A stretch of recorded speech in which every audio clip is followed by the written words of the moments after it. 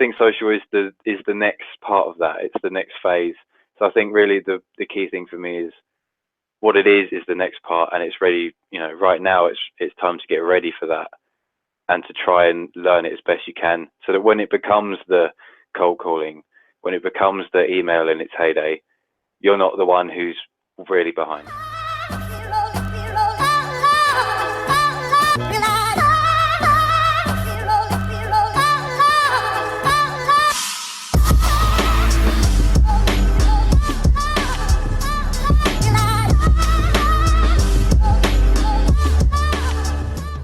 What's going on, everybody? I'm Morgan J. Ingram here, host of the SDR Chronicles, bringing you sales development knowledge, sales leaders, and sales practitioners to tell you about how they're doing their roles and how they're getting results with the knowledge that they have been given. And so today I have Ollie here. We're going to talk about social selling, messaging. I know I get a lot of requests on social selling and things of that nature, so we've gone through a lot of different topics, but this is just like messaging at its finest, like really getting granular, really getting super, super, super deep, and how you get these messages out on social and how they correlate with your prospects. And so without any further ado, I'm going to let Ollie tell a little bit more about himself, and then we'll dive into the topic of the day. Great. Yeah. Hi, everybody. Thanks for having me on, Morgan. I'm sure anybody knows, but Morgan certainly does. I'm a huge fan of the Chronicles. I think I've watched every single one, so great to be on. As for me, what I do is I'm with a marketing agency called Creation Agency. Essentially what we do is marketing automation, social, and social selling. But me, where I fit into that is the social selling part. So for around a year or two now, that's been my gig every day, every night, all the time. So that's literally my gig, and it's what I love to do. And it's just one of those things. I think I've finally found my calling, as people call it. That's awesome, and that's good to hear, because a lot of people are still trying to find their calling, right? So kind of go into, ask everybody who does at least some type of segmentation of social selling, what does social selling mean to you, and how do you define it? Big question. What does it mean to me? Well, for sales development, I think it's slightly different to what it is generally as a term. I think a lot of people see it as this alternative, and the debate about cold calling versus social selling is really prominent. To me, I see it totally differently. I think it's a new method. It will be the new way things work. There's a few years ago, everybody got onto Facebook, and now everybody is on Facebook, right? Right. I think that kind of is going to happen with all of the other channels to some kind of extent, Twitter, LinkedIn, Instagram, and so on. So I think really, back in the 50s, 60s, 70s, 80s, you could call somebody and you were the trusted advisor because you called them. I think now that, I'm not going to say cold calling doesn't work, because obviously it does, and so does email, right? Right. But I think social is the next part of that. It's the next phase. So I think really the key thing for me is what it is the next part, and it's ready. Right now it's time to get ready for that and to try and learn it as best you can, so that when it becomes the cold calling, when it becomes the email in its heyday, you're not the one who's really behind. Yeah, so you mentioned a lot of different platforms. I'm going to dive into each one of them. You mentioned Facebook first, so I'm very curious. On Facebook, are you social selling if you find someone that you're going after? Yeah, I am. Yeah, to be honest, it's kind of a strange one where I said Facebook first. It was kind of the early days social network, to be really honest. Yeah. It's interesting how social selling is, it's predominantly on LinkedIn, maybe Twitter at times. People don't actually look at Facebook as a tool for social selling, which is strange considering it was one of the first big networks. I think people have worked out now that your personal brand is important, and that works across all of the channels. So that does include Facebook. So people like, I know you've interviewed him before, probably the most active person on Facebook I have and know is Jack Kozakowski, who I'm really lucky to work with. Mm-hmm. He's posting his blog posts and industry stuff on Facebook because he understands that. So I think he's seen that early, and more people seem to do that. So yes, when people are active on Facebook, when they are there and I've made that connection that I feel it's relevant, we can be Facebook friends, great, I'll go for it. Yeah, and so kind of dive further into that because now I'm just curious in general. So is it, hey, I'm posting content or blog posts on Facebook so I can gain that awareness about my brand and my company, and then send a message, or it's like, hey, I'm just on Facebook connecting with, like, having friends with people, and then sending a message. Like, what correlates more? I think it's both. As I said, it's personal brand building, so there always is that awareness phase kind of thing. It's you got to be. I think the phrase is known, liked, and trusted. So Mhm. first of all, the known stage is the first part. So there always is the content side, the being seen, that kind of stuff, and then obviously when you're actually selling, there is it has to be one to one, it has to be messaging, it has to be private to an extent. So there is that, let's connect, let's be friends, or and as you said, it kind of is both, to be honest. Yeah, no, that sounds good. And then when you're messaging people, is it just only text? Do you use the voice message? Do you use photos? Kind of how do you mix it up? I think video is super powerful, and obviously you're on YouTube. Yeah. That's just testament to why video is so powerful, right? But another one, not to switch channels, is Instagram video in a direct message. Super powerful. You have no idea how many messages I get where it's just the text, like you kind of get in emails and like you get on LinkedIn sometimes. It's a copied and pasted. Here's my services, and you can see my eyeballs rolling as soon as I get that. But then I get a video message. It's really rare. I'm thinking, wow, what has this person got to say? Why are they video messaging me? So video is definitely a really good one. But I don't think every time you're going to do a video, particularly if you've got, let's say you're going to send out lots of emails, you're probably not going to make lots and lots of different videos. It's hard to make that many videos in one day. If you want to get numbers, you kind of have to consider how personalized you want to be, although obviously personalization is great. Yeah, and so I want to kind of dive into that concept of personalization. Do you believe that the more unique that you are, like you're going to like that message is just going to resonate regardless? Because you're talking about video, you're talking about doing things differently. Like what have you seen that has been successful for you? For me, I think there's it's an interesting one with any kind of SDR activity. There is that balance of I need to reach my numbers, plus I need to be personalized. Otherwise, I'm just talking about nothing interesting, right? And again, with the social side, it's literally the same. I think you do have to have your what I would call tier one or A side accounts and people, and with those ones, obviously, you pay the extra added attention. You're thinking really hard about, okay, so what is the best thing to talk about here? And then with the rest, you can obviously do your research. I would never ever reach out to somebody without knowing at least what they do, what the company does, and so on. But there is that fine line, and I think that's just something that you have to learn with your own experience, with your own. My phrase is sales now. So you learn it through trial and error. You learn it through 1 month you did way too much personalization. The next month you didn't do enough. I Yeah. think you just understand it at some point. Yeah, I think there is a case where you do too much personalization. It takes you like 3 hours to make an email. Yeah, or the cold call that never gets picked up. Yeah, exactly. So it's like, I think there is a such thing as over personalization. I agree with that. Yeah, and it's one thing to say. I saw you guys recently became HubSpot partners or something like that, and it's one thing to then say, I saw on Facebook you went to Dubai in 2007. How was the hotel? It's a bit. There is a line. Yeah, there definitely is, and I understand where you're coming from on that. So I guess my further question is, across all platforms, right? Instagram, LinkedIn, Facebook, Twitter. How are you leveraging that information that's given through that prospect or their company to send specialized messages?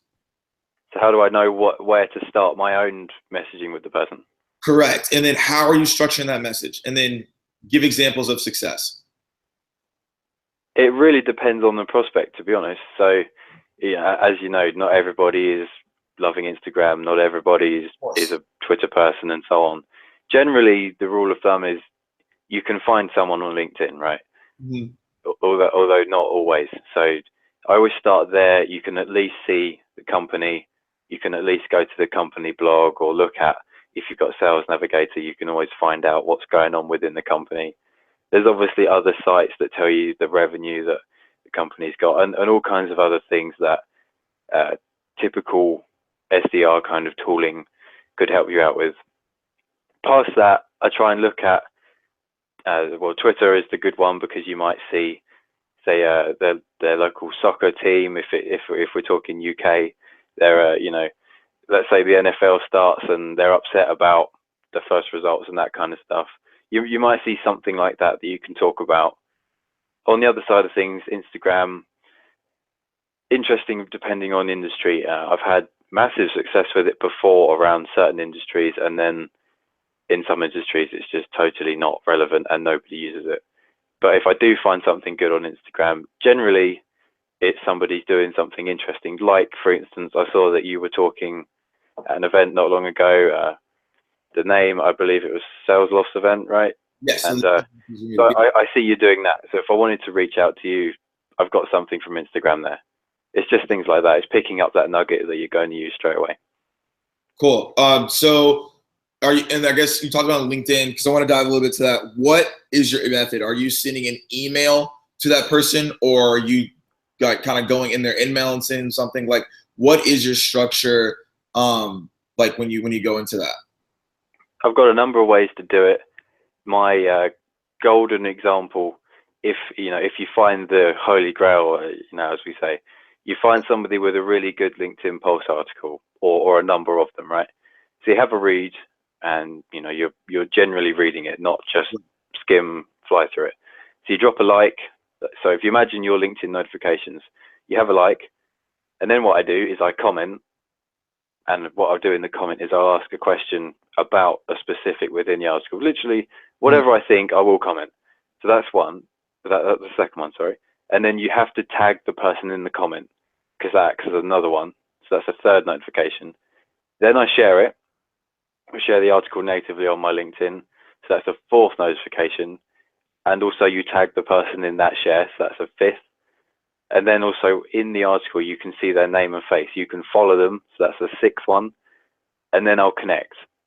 So from there, I've been, to use colleagues' analogies, visible, valuable, and connected. That's, again, Jack Kozakowski's phrase. Yeah. So then once I'm looking at connecting with them, I'm going to have to ask a question. I really hate to just connect outright. I like to be setting a context to why I'm talking, the same way as you would in a cold call. You don't just call and say, hello, I want to talk to you about my stuff. You have to set the context. So I always ask a question. Generally, you can use the Pulse article as that question. Something like, hey, Morgan, love the SDR Chronicles. Saw the last one that you did with Ollie. I had a question about it. Hope you don't mind connecting. Let's chat. Hopefully you connect, and then we go from there. Cool. And that's your personalized LinkedIn invitation? Yep, that's how I like to do it. Cool. And then on Twitter, how is your messaging there? Is it different? You talked about Instagram direct message videos, which I know that's possible. I think you can do the same thing on Twitter, I'm pretty sure. So what's kind of your method on that? Twitter's an interesting one, where some people allow you to direct message them before you've really spoken before. If you follow each other, I think you don't even have to be following somebody to be direct message, right? So I try to even forget that. I try and think I'm not actually connected with the person yet, so I can't try and talk to them too hard. I've got to try and build something. I've got to be visible with them, right? So I'm going to try and latch on to some of their tweets. Let's say they've curated something like a really good article. I'm going to retweet it. I'm going to like it. I'm going to, maybe even reshare it and tag them. I'm going to even reply to it and say, I thought that was great, but the second point in that article, I'm not so sure. What do you think? I'm just, again, very, very authentically, whatever I think comes out on the keyboard, and it goes out on Twitter or wherever I am. And that generally is the conversation starter. It's down to your own nous, again, as I said. Just go with the flow, get some conversation, and naturally you lead into a direct message conversation. You talk privately, and that's where you can, if you want to, I wouldn't advocate somebody banting someone. But if you want to talk, that's where you do it. But that's how to get talking. Right. No, that makes a ton of sense. So give us the best example of your best like social message that you've ever sent. Best social message that I've ever sent. Wow, great question, Morgan.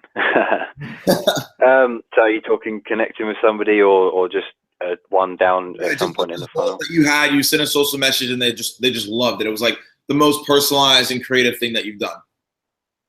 Okay, here's a good one. There's a guy who I know quite a while back. He's flipping awesome on LinkedIn, by the way. So he's done one of those long form posts. I don't know if you know what I mean, where people just they do a sentence, line break, sentence, line break, and that kind of thing. Loads and loads and loads of engagement. The post has gone crazy. So then he's kind of talking about a relevant topic to me, and I've looked at it and I've commented and I've weighed in with my 2 cents, as we say. Then I'm sliding and see loads of people comment on the same kind of stuff. They're showing what they think. Mm-hmm. So naturally, they're kind of adding their 2 cents to the conversation in my mind. So I can talk to them. So I started connecting with some of them, the relevant ones, and literally having a conversation about what they think and nothing else. If I'd have gone in and said, I saw you commented and liked this guy's post or something like that, that's fine. If I then said, why don't you buy this? No one would have replied. But because I managed to talk literally about what I think, what they think, I don't really care where the conversation goes. I just wanted to connect and talk to somebody about what I think and what they think. The conversation that I've had with quite a few people about it, it's been great. People just really, really enjoyed talking about it. They've already started to talk about it on the comment. And then now I've reached out to them and I want to keep talking about it. They love it. It's great. It's a great conversation for me to have. I'm learning stuff, so it's great. So it's just the social listening and then executing on top of that. Yeah, there's tons and tons of ways you can find a way in. I guess you could call it that, but generally, I just saw it and I thought that's something that I could look at.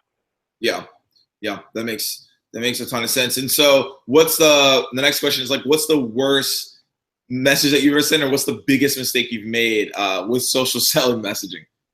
Biggest mistake I've ever made. I'm dying inside to say it. What happened was, okay, at the very beginning, where SDRs are kind of the new guys on the block, right? So I try not to feel too much shame in this. You're learning stuff, you're working out that personalization is very key. I didn't know that once upon a time. So I was sending out messages and, emails and so on. The personalization went as far as name and company in the message, and I managed to not use the correct name for the person I was reaching. So naturally, they've said, that's not my name. That's a big one. I hold my hands up, but I'm sure everybody's done that one. Can't do much about that one. Everybody's done that one. I hope it's not just me anyway. Yeah. That one's gonna be like, you can't really get around that one. But the thing is, like, as a learning lesson, like, everyone makes those mistakes. Like, I've done a lot of mistakes. I've, sent the wrong message to somebody. I've CC'd the wrong person. Like, I've done a lot of things that are just like, when you start, it's just, you do a lot of things like that. So the next question is, what can SDRs do to make sure that their social selling messaging is on point and they don't actually run into mistakes? It's a difficult one. My pain for SDRs is that they're under lots of pressure. They are grinding it. They're crushing it. They're working real hard for this. And the perception with social is that it's not one of those quick wins. As I said about personal brands, it's a building process. It's not click your fingers and result. So the thing about it is, I think you have to. You play long term, which anyway, as I said, SDRs, that's going to be hard. The thing, if you want to get a conversation going now, you don't have to do anything radically different to what you do generally if you want to reach out to one of those tier 1 or A class people, right? Yeah. If you do some research and you know the right stuff that we're getting into conversation, it'll work. If you're going to call them and say, I saw you got some funding about this, I wondered if it's going to impact this, that might equally work on an email, that might equally work on a LinkedIn message or a Twitter DM, the same kind of stuff. But if you want to be really, really, forward thinking, if you want to push the boat out a little bit, try and go even further than that. Go even one-to-one, not you to company context. Go to person context. So then that's here's a LinkedIn pulse. Naturally, not everybody has a LinkedIn pulse, right? But if you can, I would always try and err on that. Even if I thought I had the best message ever, the best email ever, I would always go that one step further, because it literally is you to me. Yeah.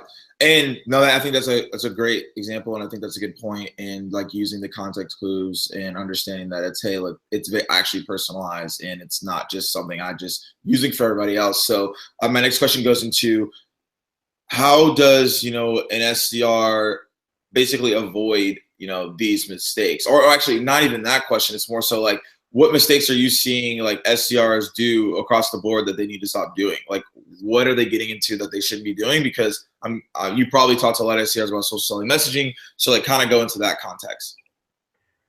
I think some of the things that I've seen, as a social selling guy, I have a bit of a bias, and when somebody social sells me, I can appreciate them doing it. When I'm being emailed, I can appreciate their graft and how hard they're trying to work to do this. Right. So when somebody would, make a bit of a mistake about, I got a cold call, right? Somebody had, he'd obviously not really researched me too well, because I'm definitely not anywhere near the buying decision level in the company. So he's called me, I'll give him his dues. He did a bit of research about the company, but if you see all over my social, it's about social selling. So social sell me. If you're going to research me on LinkedIn, reach out on LinkedIn. Yeah. That's going to work 15 times better than a cold call, a cold email, anything, right? So there's things like that. It's doing your research, but I always feel like it was a tick boxing exercise. It was, I did my research, I reached out, that's an activity done. Sales manager can't hit me for this. That is that kind of thing. I think there's a part of it where you have to forget everybody else in the room, forget the sales manager, forget other SDRs, forget the leaderboard where you are on quota and everything else. Literally think of, how do I get into this conversation and how do I hit the goal that I want to from this? And that SDR would probably have done it. They just, as I said, they forgot. They literally tick box. They did their research to the point they had to. They could have found out quite a lot more, had a way better conversation, and I might have introduced them up. But I didn't, because they didn't, Yeah, no, that makes sense. And the points that you're talking about are intriguing in themselves, and because it's obviously going to get people to respond, it's going to get people to see the message and actually like take it seriously. So my question is, based on your social selling messaging, are there certain subject lines that you normally stick to, or are they all customized based on the research that you've done? Again, I try to make it as customized, personalized as possible. Okay. There is a point where you do, as we were talking about much earlier on, there is a point where you have to try and get some volume at some stage, right? But there is that argument for making your plays, going all out, going big, as people say. So you don't need lots of little accounts at times. If you go for the big ones and you get them, that's great. I think you kind of have to go all in with this while it's early. As we were saying right at the start of the conversation, emails are and cold calls are yesteryear and still working. Social is a now, and it will be working in years to come. So I think if you can really work it out now, go super personalized now. Who knows? In 5 years, LinkedIn might be totally different, and it might be so easy to be really personalized. It might be totally different. So I think working that out now and exercising your personalization muscles, if that's even a phrase, I think that can only be a good thing. Yeah, no, that's a good point. You have to be flexing those muscles. A lot of things are going to move to social. So I guess my next question now is, the people who are like, social selling is not a thing. It's not real. The messages don't work. Like, what do you want to say to the people that are the naysayers? Well, the naysayers, there's always going to be some, right? What would I say to them? I've seen it work. Believe it or not, I've never cold called anybody.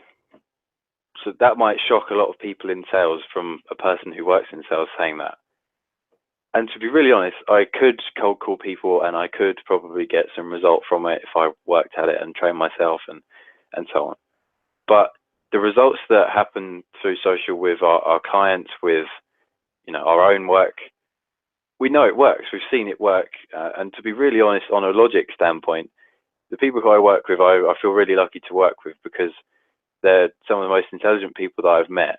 They wouldn't have employed social selling people and a large number of them if they didn't know it worked and they couldn't see the return from it. So for that point, to me, it's that there isn't really an argument against.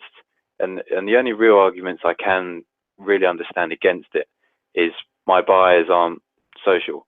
I do admit in some industries, there are laggard industries and there's no getting around that, particularly, industrial ones.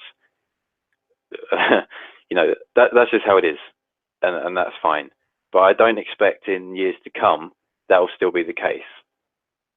I think there's still that case of, for you, Morgan, what I would call you is a thought leader. You are known in the sales industry. You are known for what you do because you have the Chronicles. I know Terminus through what you've done. Mm-hmm. It's great for you. So if I'm in manufacturing or if I'm in pharmaceuticals, if I'm known through what I do because I've done something similar to what you have, that's a massive advantage for me. A career standpoint, my company, lots of things. So I can't see that argument having legs for too much longer, if that makes sense. No, that does make sense. And yeah, I think it's about visibility, and it's just that will just create opportunities for you. That's what Coca says, and I think it's just like you have to be out there to create that opportunity for yourself. You can't just be stagnant. You can't be like, oh, I hope that someone will notice my brand or hope will notice me as a personal brand. You have to be able to post that content and keep yourself continuously out there because there is so much going on social and there's so many people who are really trying to, get involved. And so, but your passion for it has to be there as well. And it sounds like you're passionate about it and you don't make any cold calls, which is a lot of people are probably right now like, oh my gosh, like what the heck is this guy doing? So my next question actually is, you said that at the beginning of this interview, you said that you love social selling, something that you found to be your passion. Talk about a little bit more on how did you decide or when did you feel that feeling of like, okay, like this is what I really love? Was it a message that you sent? Was it something you received back? And then kind of talk about how do you find that passion for people who are, listening in and they're trying to find the same thing? I think it came at a number of points for me. Points was meeting people who were into this, were into social selling, and they were talking about it. They were developing how they thought it should work. And at some point I must have resonated with it. I must have thought, that's really cool.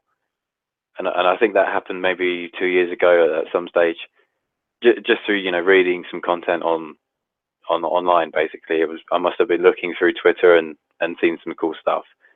Then I think when I got into it, I think this is the case for probably a lot of salespeople.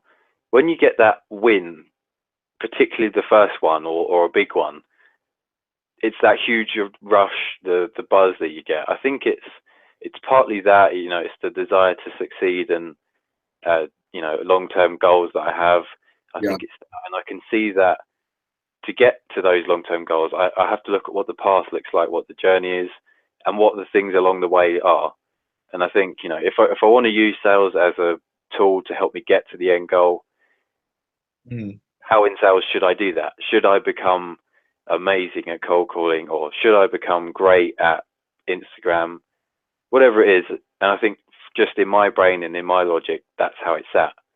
So that's where it came from, really. And then how should other guys and girls find out what their calling is? I think you do the same, really. Anybody can find what they want when they look at what their goals are. If you want to have a family, or have a really successful career and a great job that you really like.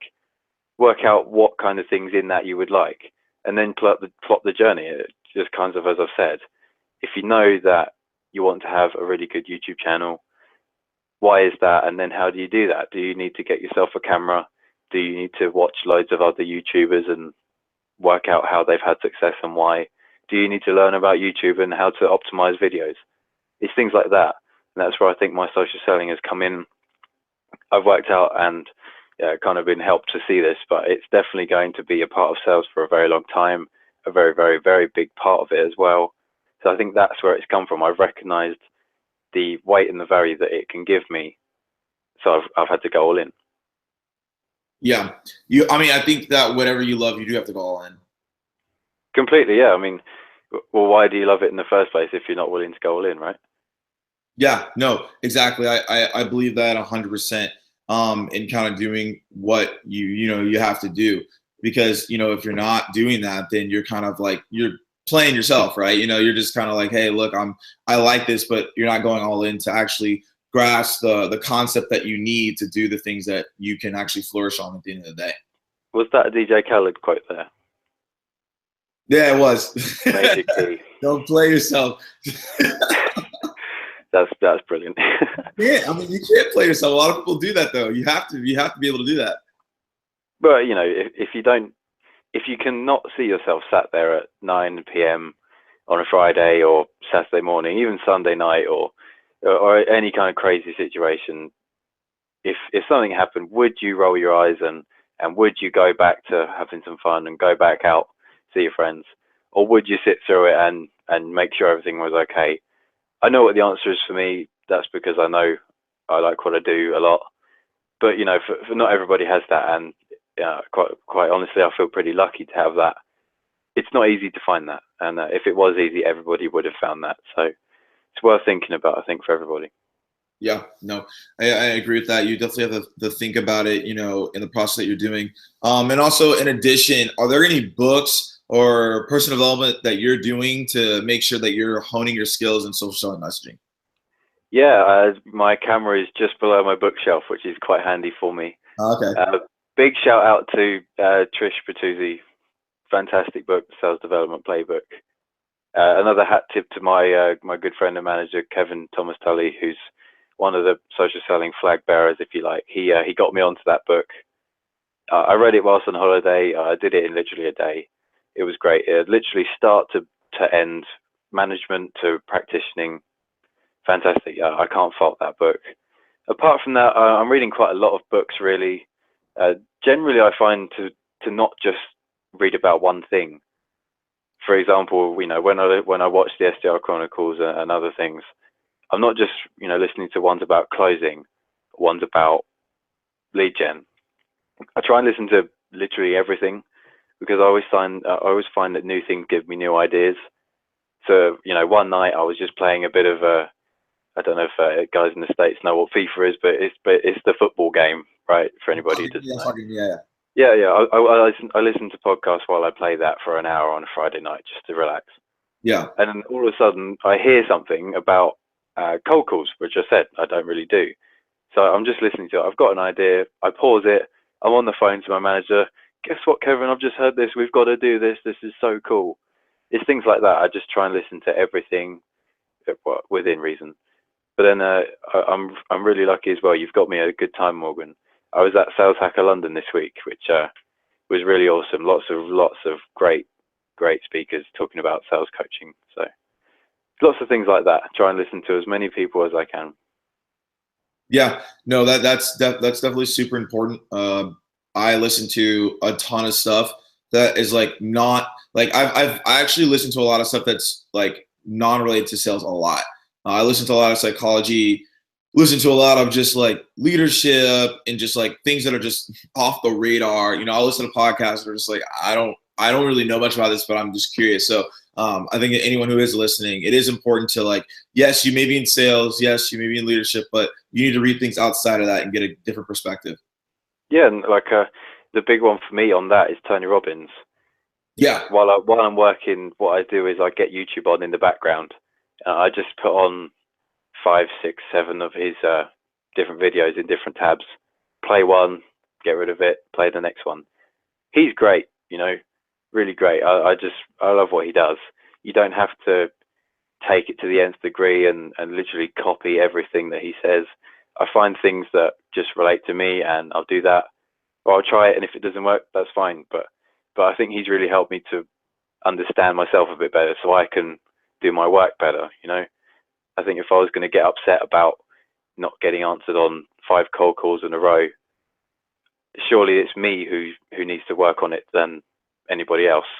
So I think he's really helped me to work on a lot of things like that. Yeah, no, Tony is awesome. My friends have seen him live. I've never seen him live speak, but I've heard just incredible things about him. And then also going into I want to go back to the messaging real quick. So when you do social selling messages, are they short or are they long? It depends. I try and keep it short. This is probably something that is more of a assessment of myself. I'm quite articulate, but I sometimes struggle to make it concise, which is generally the trouble with a lot of sales emails, or, you know, if you leave a voicemail and it's 2 minutes, there's no way that anybody's getting to the end of it. So I try and make it concise. I think that goes as a rule of thumb for sales in general, right? But if the conversation is flowing and I have made the first contact, then fine. You know, if I've got something pretty in-depth to say, I'm not going to bullet point it and make it into 2 sentences, right? So again, I guess it depends on the context. But at the start, you know, when you're trying to build the connection, when you're trying to actually get talking, short and sweet is generally the best way to go. Yeah, no, I agree. And short and sweet, because people are busy and they want something concise. And so as we kind of wrap this up, I got a couple final questions for you. This question, this is important because I think a lot of people are going to learn from this question in itself. So there's some things in social selling messaging that you've mentioned you're doing really well at, you're killing it. What is one truth that you know in social selling messaging that to be absolute truth that you find most people actually kind of portray it as false or don't believe in? Great question. What do I think is That's a really, really good question, Morgan. Well, one place to start really is that I think a lot of people haven't said that you can just be an SDR on social. I mean, it's kind of a short-term vision to say that. And what I mean by that is, if you look at what you're sending in emails with your personalization and so on, you can say that on LinkedIn to somebody if you want to. At the end of the day, you are still sending them a message one-to-one, just through a different channel, right? Yeah. I think that's probably not the long-term play that a lot of the thought leader type guys are saying. And I would agree with why they're saying that, because if social is going to advance and, let's say, cold calls in the next 10 years become extinct, let's say, for example, then your practice on social should be different. So I wouldn't say, you know, for the next 10 years, every SDR should be forgetting email and just copying and pasting that email into LinkedIn, right? But I think there is a small case for that. You know, if you're looking at tier 1 or tier A, as we said, people, then be as personalized as you can. Of course. If for the remainder of your day you've got a couple of hours and you really want to try some social stuff, the best way to really do that is just try stuff and don't cry about the result. You know, try it, and let's be honest, we've all made mistakes. Something's not going to happen every time. So the best way to try it literally is to not care and just give it a shot. Give someone a message and use the same things that you would say in an email. Just, you know, make it look like a LinkedIn message, of course. You know, don't put the hi and your signature in, of course. But I think there's a case for doing that. You know, I'm not sure I've heard people say, you know, use that same ideology. I think a lot of people with the right intentions do say it's a mindset change, and it definitely is. Social is definitely a you first, not a here's why I'm making contact kind of thing. But there is a case for that. I think that can work. As I said, definitely a short-term play, but I definitely think it can work. Yeah, no, I definitely agree with you on that. And so since you've watched the Chronicles, you know this question is coming. What's the #1 piece of advice that you give to SDRs as they enter into their new role? I think for an SDR, particularly as SDRs look to their look at how long they want to be in their role and get promoted and build their career in sales because they know it's what they want to do. I think it's the personal brand. The personal brand is the big one for social selling. I think getting visible is one thing. Anybody can post an article on LinkedIn. That's super easy. I think the valuable stage is where you've built credibility, and that's where a personal brand is. So that's the big one for me. I think there's a lot to be said about being in the weeds and learning stuff. Totally agree. To a lot, to a big extent. That's what I'm still doing. I'm 20, by the way. I've not been in business very long, so I have to do my dues, kind of thing. I have to earn my spurs. That's really important. But then, if you want to go further and if you want to build something, I think the personal brand is a must, particularly with the next few years in social. More people will adopt, more people will social sell, more people will build a personal brand. The earlier you do it, kind of the better. Early adopters win. So I think that's the big one. Yeah, I honestly believe like the earlier you build a personal brand and the more you put into it, the more you're going to get out of it. Most people just don't do it because they feel like they don't have enough time, but I just think that's a arbitrary excuse at the end of the day. But, you have to be able to build that because that's what's going to help you break out of the noise. Well, as they say in sales, if somebody can't find the time for you, they haven't realized the need or importance yet. Yeah. That's as simple as how I look at it. Exactly. Well, yeah, for sure. Well, Ollie, thank you so much for coming on the Chronicle today, talking about social selling messaging, giving people a lot of gems across this entire Chronicle. So as I always say, guys, keep dialing, and I'll see you guys soon.